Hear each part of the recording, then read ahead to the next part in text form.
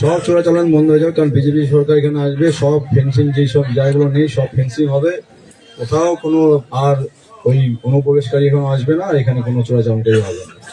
দাদা, এখানে একটা বড় সমস্যা যে বিশেষ করে প্রান্তিক এলাকায় এই যে গাঁজা, ইয়াবা, ট্যাবলেট সহ বিভিন্ন মাদক কারবার হয়, এবং নবীন সমাজ থেকে শুরু করে যারা মেয়েরা তারাও কিন্তু ড্রাগসে এফেক্টেড হচ্ছে, এবং যে মনোরোগ বিশেষজ্ঞ তারা কিন্তু জানাচ্ছে যে দিনাটার প্রান্তিক এলাকায় ড্রাগস নেওয়ার প্রবণতা বাড়ছে।